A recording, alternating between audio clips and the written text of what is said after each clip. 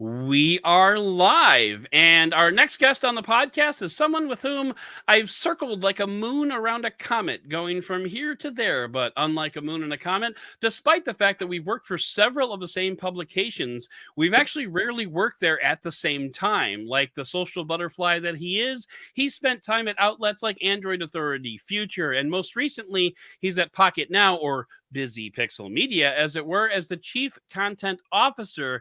Nirave Gondia, welcome to the podcast. Thank you very much. That was a very interesting introduction.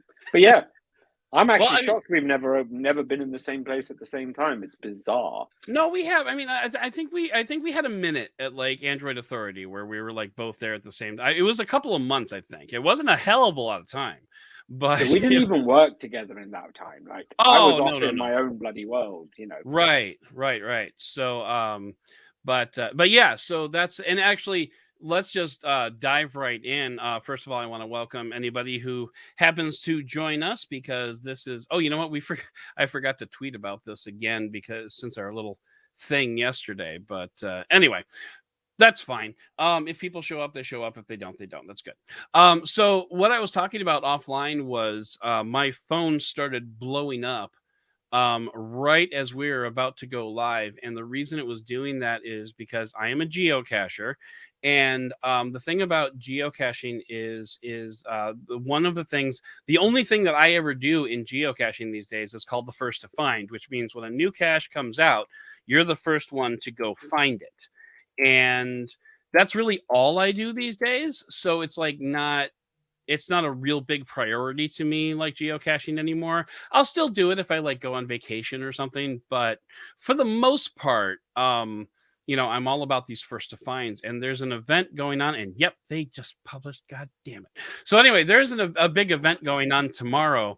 And typically what happens around an event cache is a bunch of cachers will put out a bunch of new caches to go along with that event. Now, typically with this particular event, which is in its like 12th year of like, they've had this event annually every year for like 12 years. And typically what happens is the new caches get published between 6 p.m. and 8 p.m. that evening. Well, today they got published at 3 p.m. And while I would normally love to be running out the door and going to grab these things, I'm stuck here with you. No, I'm just kidding. I love you. And you know what? I wouldn't trade this for anything. But I would like to point out that if things hadn't got screwed up yesterday, I could have been in the car already. But anyway, so however, hey, we've got a Phil Nickinson here. Hey, Phil, how you doing? And he's snap. Yeah, right. So anyway, Nirav, the main reason I wanted to talk to you is because A, you're awesome, and B, because despite the fact that we worked at like 3 different places together, I've never had you on a podcast before. Or so did we? Wait, actually, were you on TechBeard once? I think we tried, but I don't think it worked. Like, yeah, that sounds about like, you know. I want to say, I think my tombstone is just going to say tried a lot of shit. Yeah, and that's a good legacy, man. I can respect that. But anyway, so yeah, we've never podcasted before, so I wanted to have you on and chat with you. Now, one of the things that just happened was CES just came and went, and Digital Trends opted to cover it remotely. Basically, they made it optional for those who wanted to go, could go. My editor was going to go, but then he's just like, it's mobile, so it's CES. Why would I? But anyway, so you did go, though. You were on the floor at CES. And so I wanted to talk about that, because this was a very unique CES to be a part of in person. Like virtually, sure, but like being there in person, I just wanted to kind of get your impressions of it. So let's start off with like just a quick overview. So for the whole of Busy Pixel, it became an optional thing as well. Some people, you know, the only person who it wasn't optional for was one of my editors out of Ireland, because I was like, nope, I'm not taking that risk. Not worth the risk of flying you in, etc. Yeah, but it was fully optional for everyone else. Okay. Many of the team decided not to go. It wasn't worth it.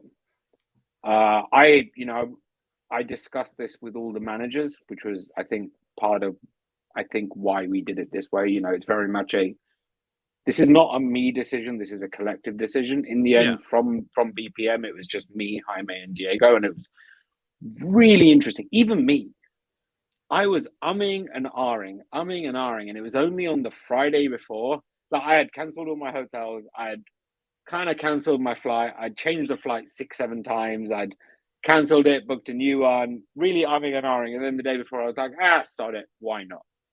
It literally became I just want to be there. And it's a fascinating show. For me personally, that's one way to put it. For me personally, the reason to go was obviously CES. Obviously, it's you know, in the middle of a pandemic, etc. There were some people coming out of the UK, but this is also the first major trade show since I had a whole lot of health stuff, like heart related, etc. So it was like, can I get back to being the guy I used to be? And it was I think the words interesting test is the best way to put it. Okay. Definitely wasn't, didn't go as smoothly as I may have hoped.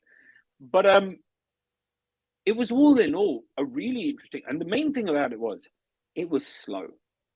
It's even my first MWC 13 years ago was busier than my calendar for CES. I'm trying to picture a slow CES, and I'm having trouble doing that. Like, imagine where you're like, are people still here? Where all your meetings are cancelled in advance, pretty much. I literally had Showstoppers, Pepcom, and one other thing to go to. Nothing else. Wow. I didn't actually make it to the show floor. I was like, I'm done. I'm good. And I also didn't want to risk COVID, etc. So I completely, people who went to the show floor, I feel like I missed out. But even a Pepcom, we all know that a Pepcom on a Showstoppers is like, hey, let's pack everyone like sardines into the most cost-effective room we can find. Right. Oh, yeah, definitely. There was more floor space than people. Really? Wow. Empty floor space. How many bars were there? I'm just curious. There was 2 or 3 never got packed. It was like slow. There were a few interesting companies, but it was really apparent just how much was missing.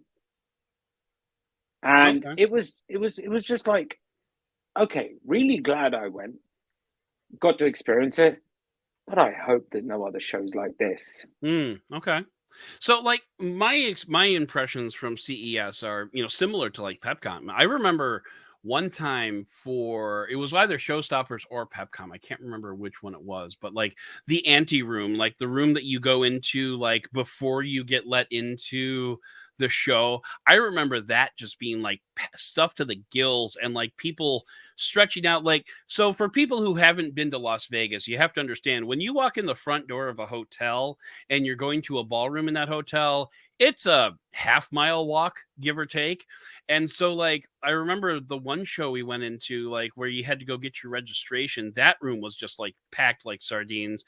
And then there were people like vomiting out into the hallway, like for another 800 feet, like just lined up against the walls, sitting down. Like it was just like there were like people everywhere. And so and to say nothing about the show floor. Now I know you said your experience on the show floor was limited, but I'm just trying to imagine like a CES where I'm not having to like, go through a cattle corral to I like can give get you from an meeting to example meeting. of what this CES was, and it's really obscure. Okay. It reminds me of the one and only time I've been to another show that also took place in Las Vegas. Okay. Any idea what I'm talking about? Oh God, I have no. Was it a tech show or another tech show? Been around longer than CES, I believe. A tech show no longer exists. Oh well, I don't know then. No idea. CTIA.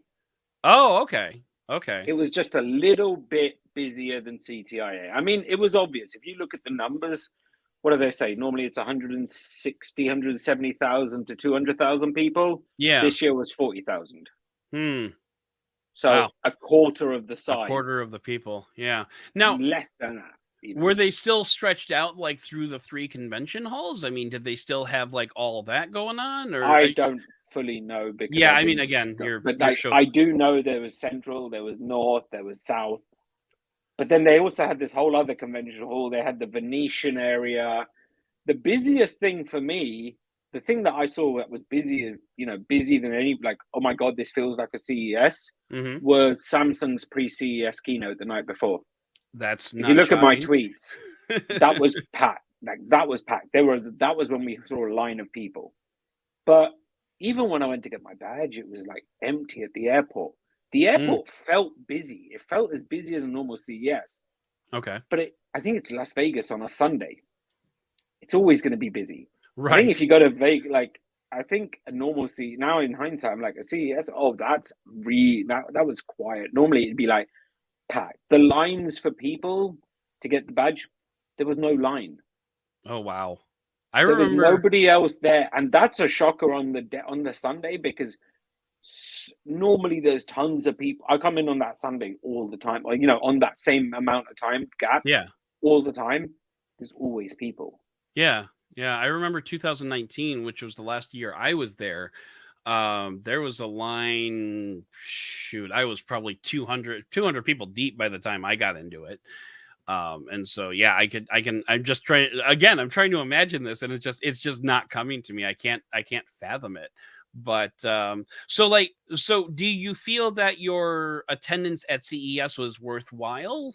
Was it worth it for you? Or, were you able to, I know you said you kind of had personal goals there in addition to professional goals. So like, what was the sum total there? That's a tough one. Okay. From a business perspective, no, it wasn't worth it. It might have been. Actually, you know what? There was some bits that was worth it. Some interesting conversations, some things that were there, but nothing by way of like, oh my God, this was necessity. Okay. Personally, I'm glad I went, because it was, I hate to miss a trade show. Sure.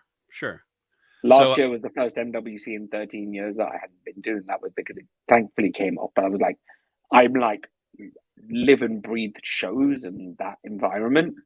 Yeah. But I guess it's hard to say yes or no to an answer like that. Sure. I'd have to put it on a scale of 1 to 5. How worthwhile was it? Okay, 1 to 5. What 1 being nothing, 5 being worth it. I'll flip between a 3 and a 4. Okay. Probably around a 3. I'm just saying, and normally every show is a 6. Right. Well, sure. And especially because I know you're very heavy, like your whole career, you've always been about like the interpersonal relationships, relationship building, shaking hands, kissing babies, that whole thing. So like, maybe I'm sure I've done that at some point. Let's be honest. But like, so I could see like why a trade show would be like, Nirav in his natural environment. So I spent all of 21 gearing up for CES. As a business, we have lifestyle sites. I have an expansion of our tech sites. It's not just Pocketnow. We have XDA, which is a big site. We have App Advice, which is an app analytics business, and an app content machine. I have 4 lifestyle sites, all under my purview. Yeah. I think there was. To me, I'll always reflect on CES 22 as a missed opportunity. For you, or for CES, or for... I think for me and my business, it was a missed opportunity. And that wasn't down to our choice. That was down to... Plus, I took over Busy Pixel Media April 2020. May 2020, whatever the date was. Which makes this the first trade show since. Yeah, I guess it would be. For someone who's like all about the relationship and trade show life. Yeah. It was like, this is the opportunity. And that honestly feels like it was ripped away. And it's hard because the next CES is a year away. Right. And there's a lot of US stuff that happens there. Now, don't get me wrong, we've got the MWCs, etc. of the world, hopefully. But like, it's almost that false start. There's a lot, anyone who's, it feels that we're here, he'll know what I'm talking about. But any of the mobile nations people know what I'm like with a show when it comes to like awards, like all of these 500 different things. Yeah. And those were all stripped back this year. And it's going to be interesting, but also like painful in that regard. It's got to be frustrating. I mean, it's got to be really frustrating, especially like watching. I don't know about you. I don't know about you, but I watched CES get systematically dismantled over a period of about 24 hours on Twitter. It was like somewhere around mid-December. Like, okay, we're out. Okay, we're out. It's Okay, December we're out. 17th. What was it? December 17th? 14th or 17th. It was 17th was the thing. I'll tell you exactly which one it was. 1 second. Okay. It was I remember this clearly. It was not that week. Yeah, it was Tuesday the 14th of December was the day when it all, or the 15th, something like that. Those couple of days was when it all went complete downhill. And it reminds me of MWC 2020. There was a 24-hour period that I remember clearly where it was like everything's going ahead to, oh my God, the entire world. I laugh when I think back to, I was one of the people complaining like hell about MWC 2020 being cancelled. Mm-hmm. And it was like uproar that, oh my God, this virus, it's taken over our lives and changes. And then all of a sudden it's like 2 years later, we're like, whoa, what in God's name happened there? Yeah, right. What, like, oh, that's scary. Mm-hmm. And CES was very much the same. I think if MWC gets cancelled next month, the outrage and uproar won't be the same. And the reason being because it's it won't be. We've had CES cancelled, and then now it's like, oh, we're expecting it. And it's not like the world's changed or improved in any way in the 6 weeks between them, Not a whole lot. No. In fact, arguably worse. So, yeah. And I'm just kind of wondering, like, and I'm, personally, I'm looking forward to MWC. I haven't been told specifically that I'm going. I have been told to shop for hotels, so that's good. But I don't know if I'll be going or not. I don't know if anybody will be going. So those are decisions that are way, way, way above my pay grade. I just know, show up at the airport if they tell me to. That's basically the extent that a staff writer has. They're not fun decisions to make. I think that week I spent a good 5 to 10 hours on conversations around CES, as well as that final determination. And I held off. I was like, no, it's fine. But as soon as it all kind of collapsed, I was like, these are hard decisions to make because, from a business perspective, it's not just, oh, the show's cancelled. It's okay. Show's cancelled. Flights, what are we doing with them? Hotels, what are we doing with them? We always try and book that free cancellation. But then from my perspective, I'm like, cool. Now, what are we going to do about awards? How are we going to approach this? How is this going to work? How are we going to do that? I mean, what about the traffic? What about advanced stuff? Like, it's like, okay, let's rip it all up and start again. And we always have sponsor commitments at every single show. Sure. So what happened to the 6 figures that we were expecting to make on this show? Oh, crap. Yeah. I'll tell you, until everyone pulled out, we were going to do a busy party at CES. Okay. Yeah, I hadn't publicly made a thing, but I had the bar booked. I was like ready to bring 50 to 100 people, and everyone who's been to one of my CES parties knows it's kind of crazy. It's kind of awesome. I just want to clarify for the listeners, when you say busy party, you mean a party for busy Pixel Media, not a party at which everybody is busy. Okay, so I just wanted to make that a busy Pixel Media party, but we call it the busy party. So right. Although it might be a fun theme, like the first person to stop moving has to drink, something like that. But yeah, I'll tell you, I'm never worried about getting people drunk. Well, that's the easiest part of my job. Which kind of a callback to Phil Nickinson's early comment. Where's the prosciutto, man? The prosciutto? Or is that how you pronounce that? Prosecco. I don't even know. Prosecco. Okay, I thought it was more sophisticated. Shock horror. Since the spinal surgery, I have not drunk. Not at all. So it's been 3 months. I can't drink because I'm on certain crazy amounts of medication. But sure, I'll be back to drinking by the end of this month. Prosecco is ready. In fact, fun fact. I only had 4 different nights that I drank, or 6 nights I drank in the whole of 2021, because obviously I had other health stuff that prevented me from drinking for the first 6 months. Oh, okay. All right. And Prosecco gets me wasted after 1 glass. It's okay. Bonkers. So for the record, I am doing a dry January as well, so I'm right there with you. Although I will caveat that by saying my dry January actually started on January 5th. So I'm gonna go to February 5th just to keep it honest. But That's fine. yeah, I was on vacation. My intention is I'm drinking when I get to MWC. That's the game plan. Okay, there you. I'll join you. Oh yeah, Wow. no sangria. Let's get absolutely wasted on kava. All right. I mean, I'm up for anything. So actually, let's go ahead and transition forward to MWC. How do you feel about MWC? Is it gonna happen? Are we gonna be in Barcelona? Are you gonna be in Barcelona? I have a what's going on there? love-hate relationship with Barcelona.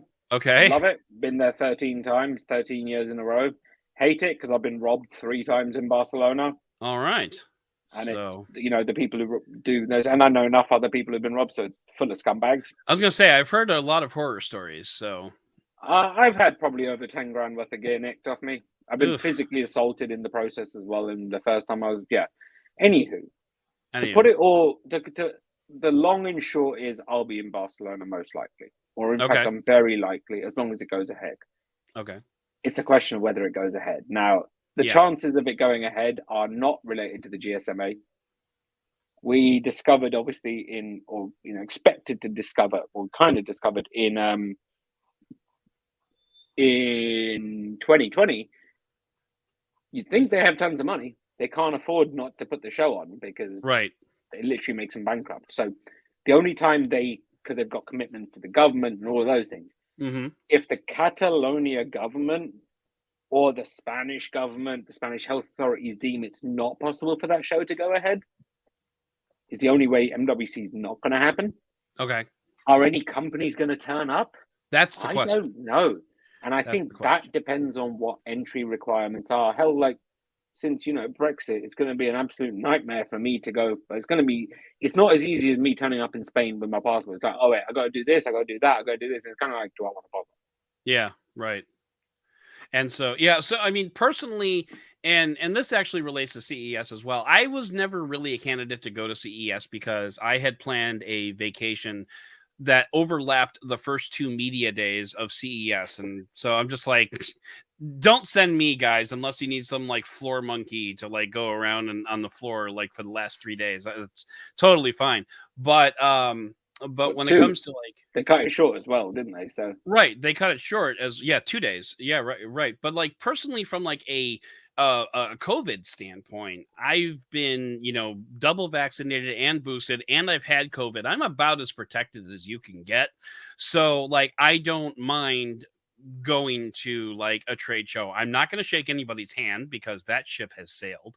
Uh, I will maybe dole out a couple of hugs, but that's about it. And only because, only for people that I haven't seen in 3 years at this point.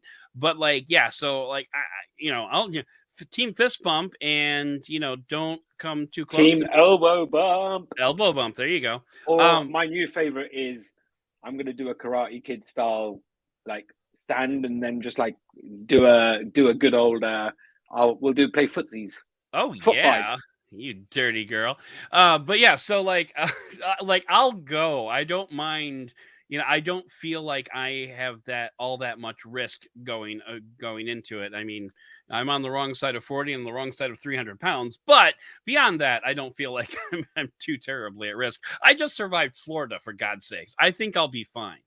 But I mean, survive that, you can survive anything. Right, exactly. So, but yeah, so I'm just kind of curious as to like whether or not MWC will happen, if anybody will show up. If it does, that's kind of, but that's got me a little bit curious. But why don't we go ahead and transition the conversation over back to Nirav, because that's what Beyond a Doubt is all about, talking to Nirav. So I wanted to talk a little bit about like what you're doing these days, because you're the chief content officer for Busy Pixel Media, and you mentioned earlier that you have a whole bunch of sites under your purview. So, and this is the first time on Beyond a Doubt that we've talked to like an executive level person in charge of like an outlet. Most of the time we're talking to the folks on the ground, maybe an editor or two, but like you're you're even a couple steps above that. So like I want to get into a sense as to like what you're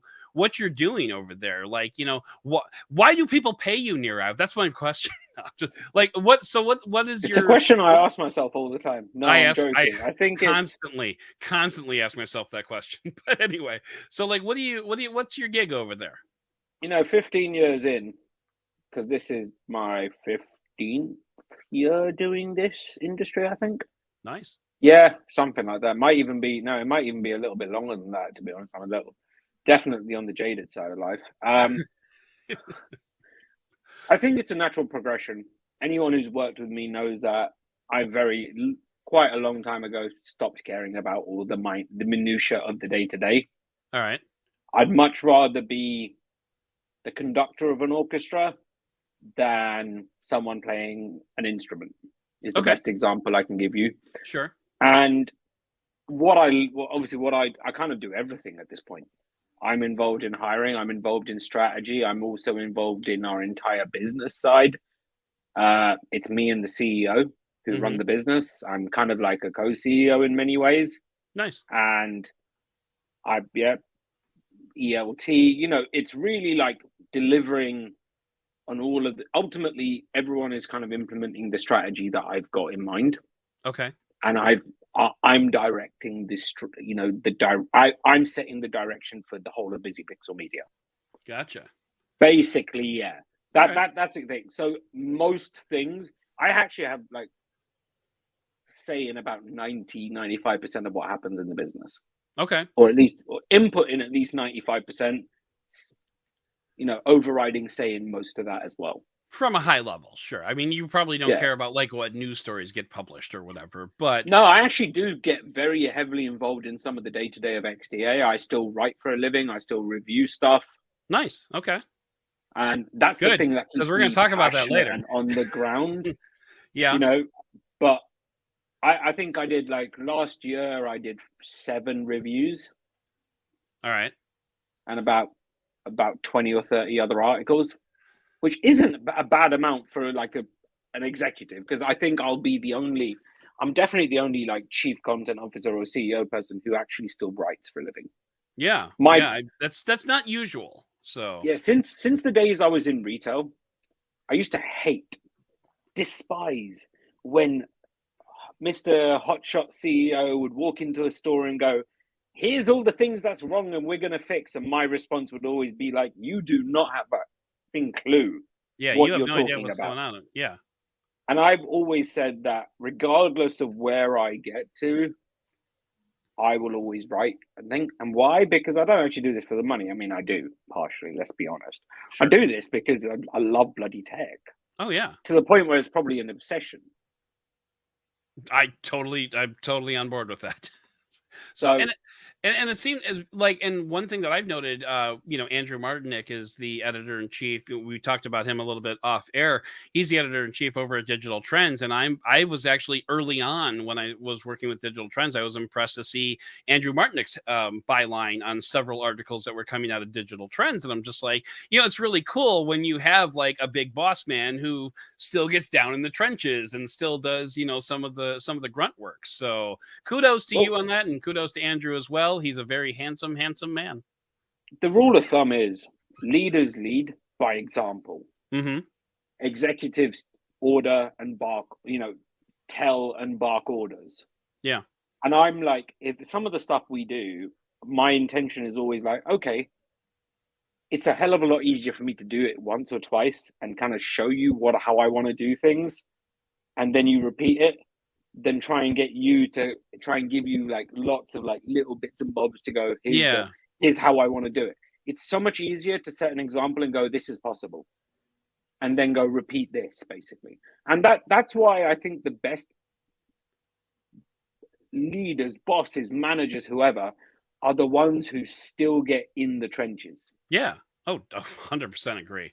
100% agree. And like, especially like when you watch shows like, Undercover Boss, where they have like the boss go in and that's exactly the show that's inspired my approach to management is like, yeah, you want to know what's wrong and how to fix and whether this is actually doable. Mm-hmm.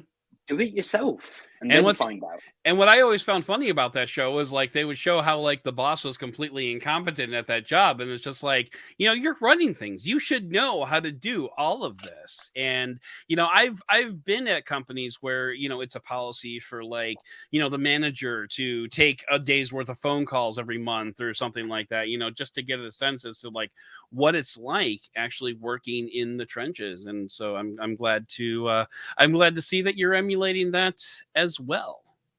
My favorite one is like the day I lose the ability to write a news post is when I'm done. And this, Although I'll tell you now, it is easier for me to sit down and write a bloody review, even though it takes way longer than a news post, than to actually write a news post. It's borderline where it's like, it's not that I can't do it, it's just I can't be bothered to do it. There's the difference. Well, and it's funny, like in my experience, I've been freelancing for like a decade, and I can probably count the number of news posts that I have written in that time on maybe a hand and a half. Like it's not that I don't want to do news, it's just I usually don't. Like it's there's always been like a news person wherever I've gone, and it was never me. I'm more of like a feature or review writer, so like a lot of thought, a lot of depth, and a lot of like nuance, as opposed to a news post, which is just get this out there as fast as you can. Like, and I kind of suck at that. So and it's one of my failings. And I told them straight up at Digital Trends, I'm like, look, if you want me to come on full time and write news, probably not your guy. But like, I'm willing to learn. I'm willing to do it. But just so you know, there's not a lot of experience. It's not there. A good decision. Right. So at least you're self-deprecating, which is always a good way to be. Well, I know what I know, and I know what I don't know. So then I don't know how to write good news posts. I mean, I know how to write good news posts. It's just I don't know how to write them fast. I guess that's my problem.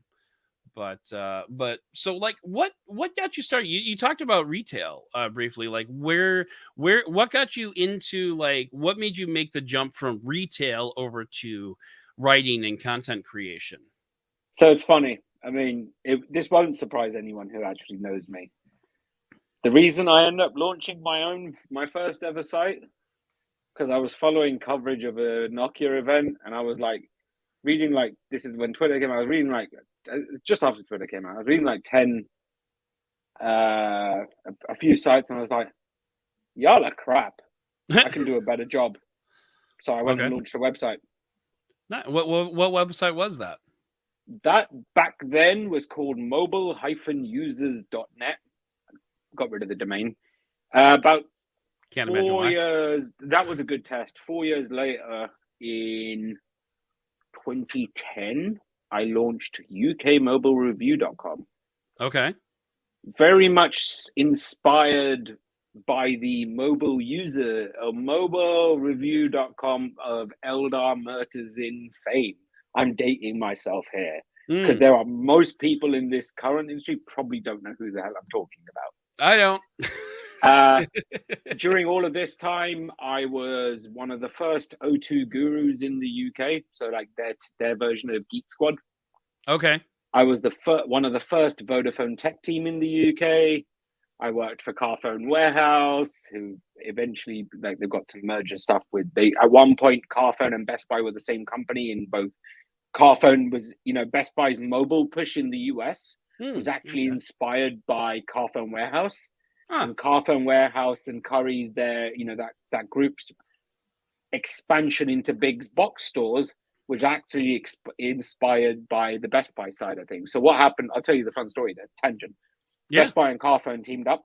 Carphone was actually the biggest independent phone retailer in Europe, with like 19,000 stores or something like, no, but 19,000 employees, and like just phenomenal. And Best Buy came in and said, okay, we want to buy a piece of the business. So Best Buy bought 49% of Carphone Warehouse, and that group, Dixon's Carphone bought 49% of Best Buy. And they all teamed up to bring mobile to big box stores in America, and to bring the big box format to the UK. About 3 years later, it all fell apart. I was going to say, how'd that work out for him? It went to the crapper, basically. Okay. Yeah. And fun fact, Carphone Warehouse as a brand is now dead. Basically, it's about to be, they're about to rebrand everything to the Curry's name. And Carphone can only sell contracts with Vodafone because Carphone Warehouse has a lot of predatory pricing in that they buy their phones separately to the contracts, and they were like the one rule of thumb in this industry anywhere in the world is never screw with the carriers. Right. Yeah. Because they will bite you. That checks out. Big time. As soon as the carriers dropped from Carphone, it was like, if you can't sell pay monthly contracts, what the hell are you going to do? Right. So they were stopped from doing that. Anyway, I worked for them. I worked for the ill-fated Phones for You as one of their top store managers, even though I was part-time, and one of their top salespeople, even though I was part-time. How can you be a store manager? How can you be a part-time store manager? How does that even work? I was there for 3 days a week, and then during the summers I'd go full-time because it was like one of those that they had like 2 part-time store managers instead of one full-time one. Okay. It was actually a really fun thing. Really fun. It was funny right. that I was in the top 18 salespeople, 19, 20, something like that, in the company, full-time and part-time, despite only working 2 days a week. Nice. Well, I mean, and you are, at your core, I think you're a salesman. I mean, oh, yeah. That's why you and I get along so well. I think is because that's probably my ability to. I don't know how PC you want to keep this show. Give me a scale. I don't give a shit. One of my nicknames is Billy Bullshit. Okay. So. All right. Yeah. I say that about myself just for giggles, basically. But anyway, and then I also so I worked for all the retailers. I worked for the carriers. I did that for 9 years, and for a large period of UK Mobile Review's life, effectively, I was working in retail. 8:30 till 6 or whatever. Yeah. And waking up in the morning, writing away, scheduling news posts, writing in my lunch break, writing in the evening. And for about a 5-6 year period, my life revolved around phones for 18 to 20 hours a day. No social life, nothing. Right. But I had to do that because as a one-man band, I took it to over 4 million page views a month. Yeah, I'm familiar with I'm familiar with the one-man band part, not the 4 million page views a month part. That's bigger than a lot of the UK sites that had staff. In fact, that's bigger than some of the UK sites that I've tried to acquire since. Well, that's awesome. So that's with big teams and stuff, and then I'll give you the rest of it. Yeah. Gave up retail finally. Joined a cloud computing company for about 3 months. Big mistake. No pay, low pay, but got me out of retail. Right. Joined a major minor UK hardware retailer as an e-commerce developer and built their entire built a lot of their website.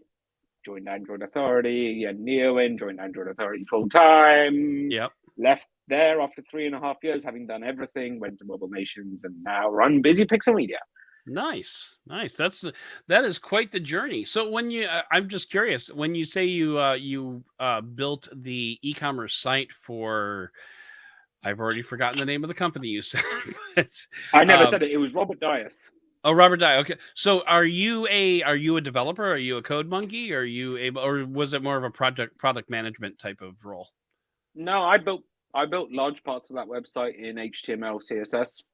Nice. I'm not crazy talented, but there are people, I will say if you go to XDA and Pocketnow, we've just moved over to an entirely new CMS, which is nothing I don't do any coding for. Okay. But if you go to XDA and you look at any of our buying guides and things like that, the boxes, I actually built them in a weekend. Oh, cool. When I joined the company. So I dabble. I can build a website, no problem.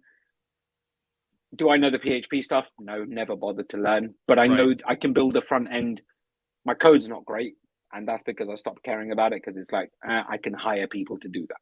Right. Basically, what it came down to.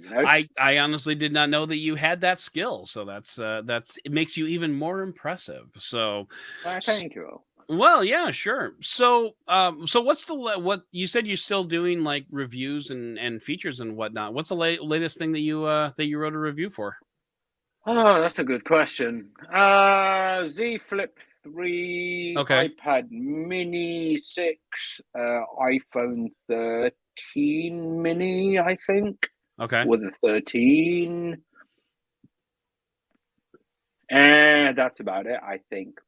I'm actually I've got a working. whole bunch of like XDA home stuff I'm going to do as part of our kind of expansion of XDA beyond mobile. Nice. Nice. So, I'm actually working on my iPad mini review as we speak. So that's fun.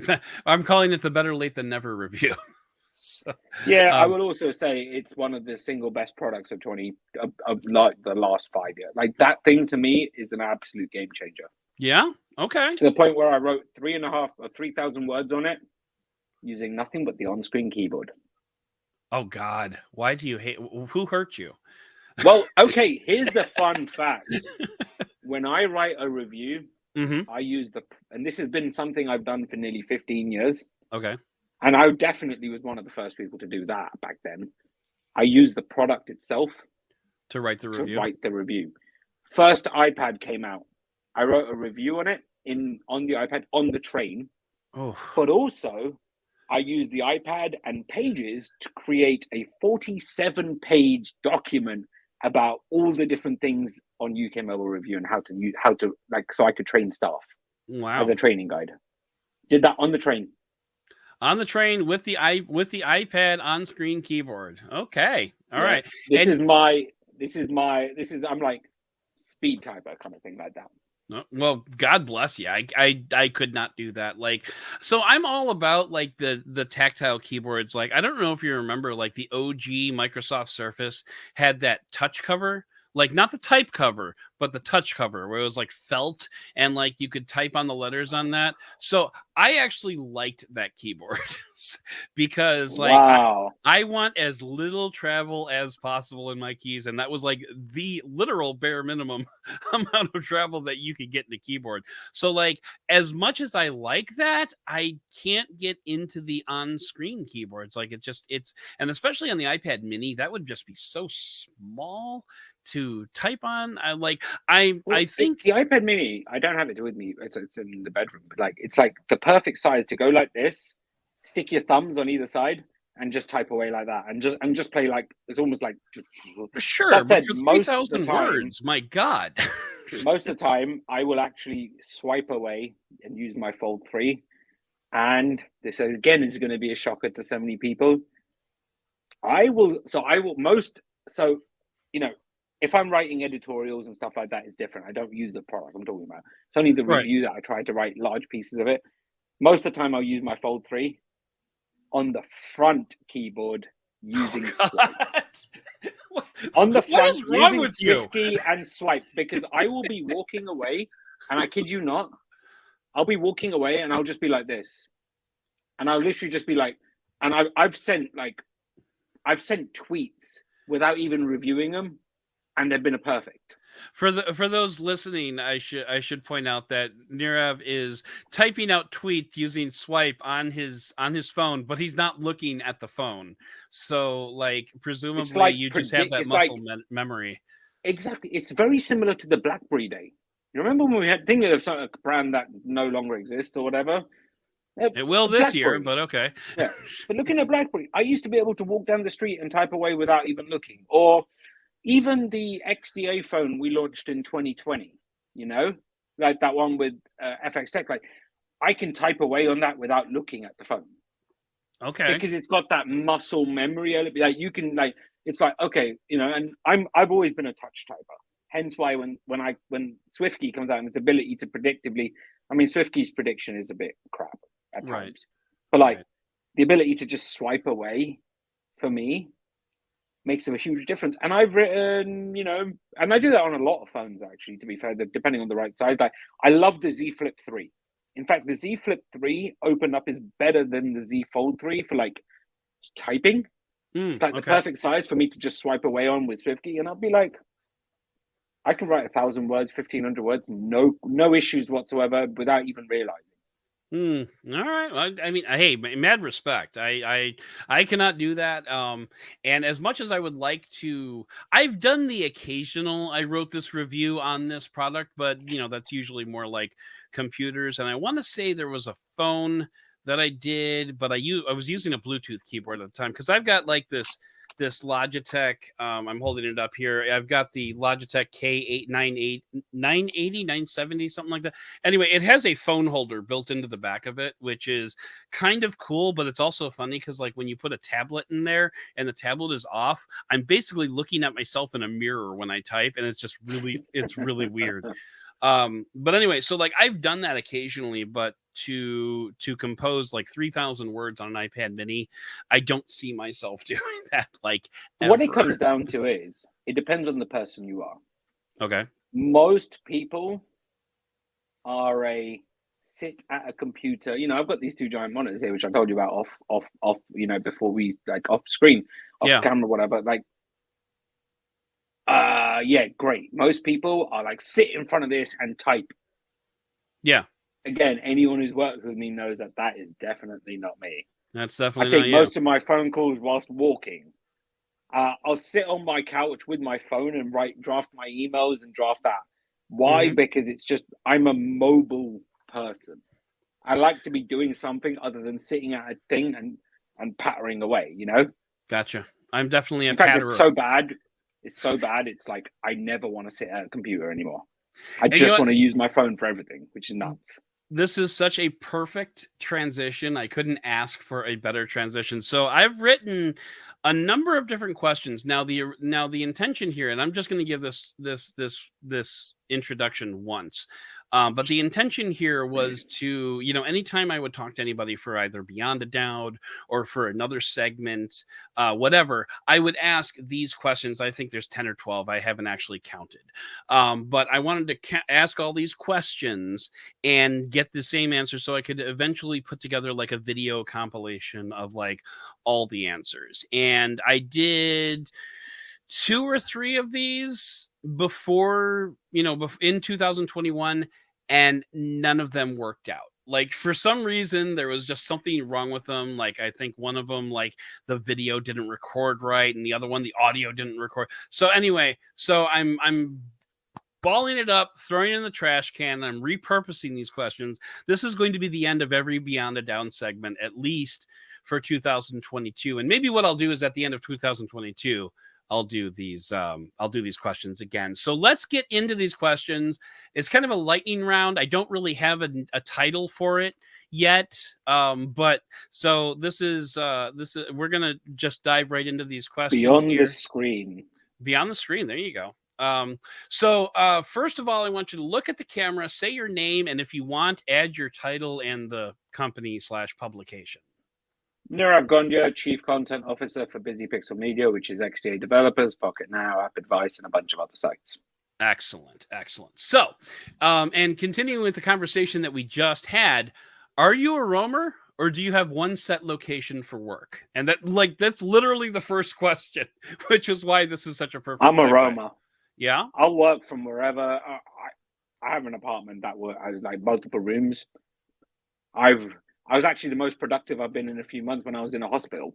So like Okay. I will work from anywhere. All right. That's legit. So, what is the last song or artist that you listened to while you were working? Miley Cyrus, The Climb. I'm not- Shocking to so many people, but listen to the words. As an exec, you will always like, especially someone like me, there's always elements of self-doubt. There's always things that you go, is this the right decision? Mhm. For some reason, that song really resonates with me. Excellent. And it's actually whenever I drive to the office that we have, I will listen to that every morning. I listen to that most days. In fact, it's one of my let's get shit done kind of songs. Nice. I like it. I'm going to listen to that after we're done here. So, what is the one word that a PR Metaverse. person? Okay, let me ask the question first. What is the one word that a PR person can put into an email subject that will get an insta delete? Well, Metaverse is recent, but the one that's always incredible. Incredible. Okay. I can see that. You won't believe this incredible. Yeah. Okay. I'm trying to remember how many incredible emails I had. Or amazing, or anything that's hyperbole. Because if in the first 2 seconds I'm like, you're full of it, not only am I going to block it, I'm going to move you. I have separate inboxes, like separate like folders. I'm going to move you to a deprioritized one, get back to you a month every time you send me an email, and basically will never care. Oof. Ouch. All right. I get 200 to 300 emails a day. Well, sure. I mean, I don't know if I'm that level, but yeah, I'm somewhere in that neighborhood. But You know what I mean? Like you just don't have time to deal with them. no, I totally get it. So I would say I'm actually, I just went on a 7-day vacation. I came back with an inbox of 300 some emails, but I did triage some while I was on vacation because I'm a workaholic. So, but yeah, I'm probably at around the 50 mark. But anyway, so what is one thing you wish all PR people knew about you or your content? I said it earlier. I've actually, what's the reason I like still love to review, because I spent the best, I spent 4 years selling these products to people, and a further 5 years fixing problems for customers. Mm-hmm. So I've got about 9 years of experience dealing with the end user. And I don't think there's many journalists out there who can actually agree with me there. I can tell you one I do know, Chris Velasco, formerly of Best Buy fame, Oh, okay. And I think there's levels of, we live in a bubble. I've got to say this, we live in a bubble. Why do people, I know this is a lightning round, so I apologize, but we live in a bubble. Why do we all think that people care about these things? No, actually, for anyone who knows that, most people don't give a crap about half of the things that people spend so much time on in a review. Yeah. They don't care about any of that. Agree. There's bare basics that people care about. And what I'll tell you is in 9 years, it hadn't changed. I lived through that transition from coming to retail to start researching. Mm-hmm. And in the 9 years since also, it hasn't changed either, because I talk to people in retail all the time. Yeah. And I studied biobehavior as one of my modules at university. All of this is like super easy that you go, there are still the same things that people actually care about. The rest of it doesn't matter. Yeah, I just commented in a recent meeting, a recent mobile meeting over at Digital Trends, that like people will spend 10 minutes reading an iPhone 13 Pro versus Google Pixel 6 Pro piece, and then turn around and go buy a Motorola phone. It's like, because that's what they're because the Motorola phone, that's what they want to buy. That's what. It's cheap. Reasons that impact it. Yeah, it's cheap and it's a crappy economy.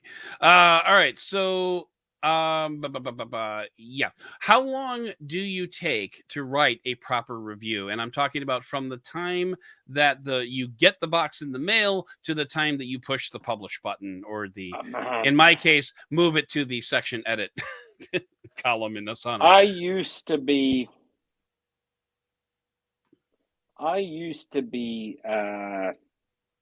to do like 7 days, 8 days. Okay. More recently, especially in this with all the thing, I'm more like 2.5 weeks, maybe 3. Okay. 2.5 weeks. Mainly because I hate to rush things. Secondly, because I get way too busy. And third, because there's processes and other stuff. So I'd probably say about 2 weeks. Gotcha. Most of the time when I get a new product, I wait like it depends what it is. If it's a foldable, I'll do it straight away because I love it. If it's anything else, I'm like, I'm actually quite bored. Okay. So it takes me a day or two to actually want to start. That's fair. I have a Surface Duo 2 that I barely even set up. It's not for review. I bought one. I'm just like, I haven't even set it up because I'm like, I'm not that interested. I like the Duo too. But anyway, so in a crunch, how fast could you pump one out if you had to? Like if you, and I asked 5 this. days. 5 days? Okay. I asked this because towards the end of 2021, I had not one but 2 phones that I was given to like on a Friday and said, okay, the embargo lifts on Monday. So I will never do a full review and all the battery stuff, but I can easily pump out 2,500-3,000 words on that inside 24 hours. Sure, like a hands-on or something like that. But more like the first part of a review, where right. I'll cover large swathes of what needs to be covered. Mm-hmm. But there's some things you can't do inside a short period of time, like battery, properly comment on battery. Everything else, I could do 75% of the review inside 48 hours. Okay. All right. So, has there ever been a product that you have received and tested that was ultimately so bad you decided not to review it? And without naming names, if possible, what was it? Oh, there's so many. Okay. I think I've got like 10 that I can definitely recall. There's a bunch. I've had a robot vacuum that I was like, this thing just hoovered up a bunch of crap and then carried on driving and dispersed the crap elsewhere in my apartment. Okay. I was gonna say, if you didn't finish that, that's what it's supposed to do. Like, that's literally its job. But okay, dispersing it later, that's bad. Okay. Yeah, So dispersing it later, bad. I've right. had I've had a fan, no, like an air conditioner unit Yeah. that its job was to take water and turn it into cold thing. But what it was doing is it was sucking up the water and then just spraying water at you. Well, in fairness, you were probably cooler when it did that. No, I wasn't. That's the point. It was baking. Okay. I've had I've had a smart lock that locked me out of my house. Okay. I've had a doorbell that refused to ever ring. All right, that's a problem. Yeah, but what's the point? Like, I've had probably products in every single category. If it fails to do its main job, most of the time I just won't be bothered. But sometimes I will write a negative review Okay. because I think there's nothing wrong with that. My favorite example, and I got to call it out. I'm not gonna. I can't say it without saying who it is. So I'm gonna say this was one of the first ever durable phones released. The Okay. Galaxy S4 Active. All right. I And remember that I one. had one of the early samples. So clearly it wasn't a fully retail unit. No, yeah. So I was like, great. This is back when I had my own thing. This is like, God, we're talking like 15 years ago. And definitely all of this stuff is definitely durable now. So it doesn't reflect on Samsung in any way. Right, right, definitely. Yeah. Brand new phone. I'm like, yeah, let's test this out. Stick it in a bowl of water. Take it out. Zap. Dead. Oh man. Turns out that they forgot to seal the bloody battery. Like they forgot to like I just don't physically know why in God's name that thing broke. But I was like sheepishly on the phone to the PR person, and this was in the UK where everything got delivered before 12 o'clock. I was like, hey bud, so this happened. Can you get me another one? He's like, you received it an hour ago. Can you do anything else? I was like, no, I was just too excited to test out the water resistance. And he's like, to their credit, they sent me one the next day and it was perfectly fine. Okay, good. That's good. And something else happened, so I just said I'm not reviewing this at the end. But Okay. yeah, that was an interesting one. I've had, yeah, that's probably it. Okay. So do you prefer producing written content, audio content, or video content? And why is whatever your preference? Order written audio video. Written audio video? Okay. Video takes a lot of, I think, creativity. Sometimes I do have, but I lack the discipline, patience, and I reach a point where I'm like, I just can't be bothered. Preach, brother. Got it. Okay. So video requires that excessiveness. There is an exception. Like written is always my favorite because I can just smash it out. It takes like a video takes hundreds of hours or 50 hours to reach that 100 hours to reach that kind of level. Mm-hmm. In that much time, I can do so much good on a website, you know? Yeah, And I've definitely. always been a website man. Audio next because I love talking. Clearly, anyone, you all know that. But the exception to all of this is I love doing videos where it's one shot. So I'm literally a one shot wonder when it comes to video. I'm not going to script it. I don't want to set up this fancy green screen. Okay. Stick me in front of the camera at an event.